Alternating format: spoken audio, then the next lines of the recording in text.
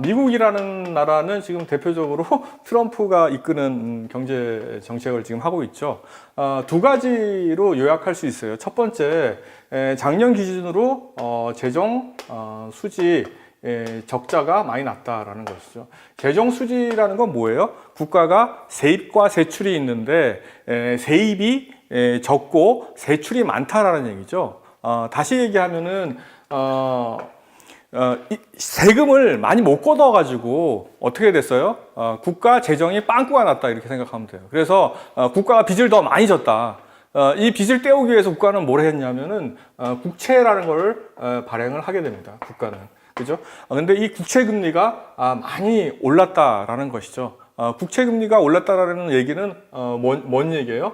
이 국채라는 게 상당히 미국의 국채라는 거는 되게 신용도가 높은 채권이에요. 그렇다 보니까 전 국가에서 이거를 사고 싶어 합니다. 이게 지금 10년 만기채 형태가 보니까 3.1%까지 올랐다라는 겁니다.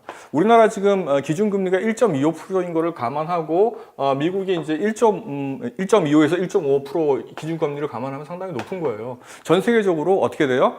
대단히 달러는 안전자산이죠. 그런 상태인데도 불구하고 이렇게 높은 이자율을 주니까 어떻게 돼요? 투자 메리트가 상당히 높아졌다라는 걸 일단 이해를 하시고요.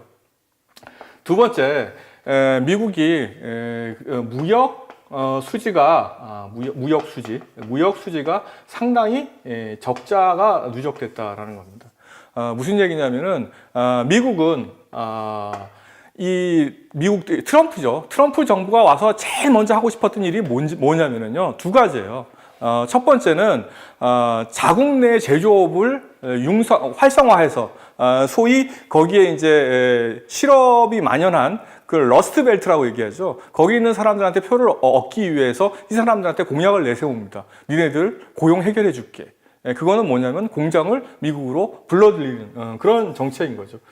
그리고 그거를 위해서 얘는 보호무역주의, 이제 트럼프는 보호무역주의를 상당히 선호하게 됩니다. 이 두 가지 정책으로 인해 가지고 처음에는 이 사람이 처음부터 계속 관세 때리고 이렇게 할 수가 없으니까 어떻게 하냐면 약달러 정책을 씁니다. 약달러 정책이 뭐예요? 약달러 정책이라는 건 달러를 약화시킨 거예요. 달러를 약화시키면 어떻게 돼요? 그 생산 원가가 낮아지잖아요. 자국의 생산 원가가 낮아지면 수출할 때 가격 경쟁력이 생기죠. 이걸 프라이스 효과라고 얘기하거든요. 좀 어려운 말로 프라이스 가격이니까 어려운 얘기도 아니에요. 그죠? 약달러 정책으로 프라이스 정책을 씁니다. 그리고 프라이스가 낮아지면 물건이 많이 팔리게 돼요. 그죠? 그렇다 보니까 무역 수지 흑자가 된다. 이런 이론이거든요. 근데 사실은 무역 수지 흑자가 났어요? 아니에요. 그렇게 했는데도 불구하고 1년을 지나고 보니까 무역 수지 적자 폭이 더 확대됐어요. 재정 수지도 악화되고 무역 수지도 악화되고 뭐 이런 상황이 벌어진 겁니다. 그렇다 보니까 트럼프가 이번엔 뭘 하냐면 이 프라이스 정책 안 된다. 이제 Q 정책이라 해서 공급 정책이죠. 공급 정책으로 바꿉니다. 공급 정책은 뭐냐면은 강달러 정책을 써야 돼요. 강달러 정책이라는 게 뭐냐면은 달러를 강하게 해가지고 이 프라이스 이제 공급량을요 상대방 공급량을 줄이는 거예요. 어떻게? 관세 막 때리거나 수입 쿼터제. 우리도 지금 철강 어떻게 해요? 니네 관세 25% 때릴 거야. 그랬다가 어떻게 했어요? 근데 니네들 70%로 쿼터를 만들어 줄 테니까 그 안에 들어오면은 관세 보복은 안 하지 뭐 이런 식으로 해가지고 우리나라도 울며 겨자 먹기로 어떻게 돼요? 철강 수출을 70%로 줄였어요. 그죠? 이런 짓거리를 합니다. 트럼프가. 자기네들이 어떻게 됐으니까 무역 수지 적자폭이 확대되니까 중국에는 어떻게 해요? 니네 관세 때릴 거야. 뭐 엄청나게 500억 달러 때릴 거야. 뭐 이런 얘기를 합니다. 그죠? 그래가지고 어떻게 하겠다? 이걸 하겠다. 이 공급량을 조절하겠다라는 겁니다. 그래서 이 공급량을 조절하는 데 있어서는 강달러 정책으로 갈 수밖에 없어요. 그래서 미국은 지금 어떤 상태예요? 국채 금리가 오르고 강달러 정책으로 인해 가지고 어떻게 돼요? 미국의 금리가 오를 수밖에 없다라는 거예요. 미국은요.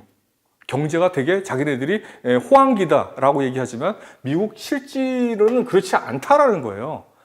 이 소위 말하는 제조업을 하고 제조업을 진흥시켜서 완전 고용을 만들어내고 이런 것들이 하루아침에 되는 게 아니거든요, 이게. 그렇다 보니까 얘들도 지금 이런 그러니까 조세를 줄여가지고, 그죠? 기업들한테 막 세율을 막 줄여가지고, 재정 수준도 나쁘지, 무역 수준도 나쁘지. 그러니까 이제 미국도 사실은 경제가 그렇게 썩 좋다라고 얘기할 수 없습니다. 그런데도 불구하고 얘네들은 지금 이런 현상들 때문에 강달러를 유지한다는 겁니다. 강달러를 유지하면은, 우리나라는 어떻게 돼요? 자, 우리나라, 상당히, 수출을 가지고 벌어먹고 사는 나라라고, 알고 있죠. 우리나라 뭐 한 60% 이상을, 수출을 가지고 먹고 사는 나라예요. 우리나라 순수출이 작아지면 우리는 상당히 힘들어집니다. 근데 우리나라, 제1 교역국이 누구예요? 1. 중국. 2. 미국. 2. 쿡.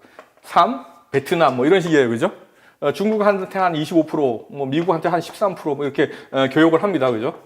두 개 합쳐도 50%는 안 돼요. 어쨌든 이렇게 하는데 사실은 중국은 완제품을 수출하는 게 거의 없어요. 뭐 겨우 해봐야 우리 화장품 정도, 뭐 한류 뭐 어쩌고 해가지고 문화상품 정도 그 정도만 완제품 수출한 거예요. 이제 중국에 수출하는 건 다 뭡니까? 95%가 중간재 수출합니다. 중간재 수출해가지고 얘네들이 중국이 인건 비싸니까 이거 조립해가지고 어디다 팔아요? 미국에 팔았어요. 그래서 미국하고 무역수지 흑자가 그렇게 많이 나는 거예요. 그죠? 그러면 우리는 뭐예요? 사실은. 중국에 수출하는 거예요? 미국에 수출하는 거예요? 미국에 수출하는 거예요, 사실은. 중국 없었을 때는 어떻게 했어요? 미국에 직접 수출했어요. 중국이 빌빌했을 땐. 그죠? 결국은 뭐냐면은 우리가 뭐 대단히 중국에 엄청나게 경제적으로 영향을 많이 주고받는 것 같지만 실제로 그렇지 않아요. 오히려 얘네들이 우리가 중간재 수출 안 하면요, 얘네들이 미국에 수출을 못 해요. 그래서 애플에 뜯어보세요. 삼성전자, 뭐 LG반, 뭐 다 이런 게 엄청나다고. 이거 아니면은 안 되거든. 그래서 그때 막 이제 한류 뭐 저기 할 때 막 중국에 우리 뭐 빙신같이 막 이렇게 보복도 못하고 막 그랬을 때 정말 바보 같은 얘기였거든. 우리가 보복해버리면 중국이 더 문제였어. 미국에 수출을 못하니까. 자, 이런 얘기는 좀, 번뇌의 얘기가 됐고요. 그래서 우리는 뭐 어떻다는 얘기예요? 미국의 영향을 직접적으로 받는 나라라는 얘기예요. 그죠? 미국의 영향을 직접적으로 받는데, 미국이 이렇게 어떻게 돼요? 금리를 올리는 상황이 됐어요. 그죠? 국채금리도 막 오르고, 뭐, 지금 뭐, 강달러 정책 쓰고, 뭐, 그 다음에, 연방준비은행이라고 걔네인데, 우리나라는 이제 한국은행 얘기지만, 얘네들이 또 기준금리도 막 올리고, 또 올해 4번이나 올린대. 한 번 올렸는데. 이게 어떻게 될 것 같아요? 미국의 국채는 상당히 매력 있는 상품이라고 얘기했죠. 우리나라 외국인 투자자들이 우리나라 주식시장에 돈 많이 들어와 있어요, 그죠? 그거 빼서 이거 투자하고 싶은 생각이 들까요, 안 들까요? 들어요. 근데 우리나라 시장은 그래도 좀 건전하다고 보는 거야. 그렇기 때문에 더 우리나라보다 경제 구조가 취약한 나라들이 있어. 뭐 터키, 그 동남아 국가들, 인도, 뭐 이런 나라들은 진짜로 이것들부터 빠져나가기 시작한 거예요. 그렇다 보니까 지금 걔네들은 어떻게 돼요? 터키 지금 경제 위기 온다 그러지, 외환 위기 온다 그러지, 그죠? 뭐 또 다른 나라도 마찬가지, 외환 위기 온다고 지금 난리 났잖아요. 우리 IMF 때 생각해봐요. 태국하고 뭐 동남아, 인도네시아 IMF 먼저 우리나라 왔어요. 그게 신호 효과라고 얘기를 하는데 흔히들 우리나라는 그러면 외환 위기가 올까요? 우리나라는 오지 않는다. 올 수도 있다. 근데 그거 되게 확률 낮다. 왜? 올 수 있는 경우는 어떻게 해요? 뭐 주한미군 철수한다든지. 우리나라 그러면은 뭐 이제 전쟁 위험이 바로 노출되는 거죠. 북한 핵도 있고 뭐 그런 상황이니까. 그러면은 어떻게 돼요? 해외에서 돈 투자된 거 싹 나가버리겠죠. 우리가 아마 주식으로 투자되어 있는 외국인 자본이 한 5천억 달러가 넘을 거예요, 지금. 그리고 단기 외채들 다 갚으라고 다 이제 손 벌리겠죠, 그죠? 뭐 이런 상황이 되면 우리 망하겠죠. 그런 상황이 근데 오나요?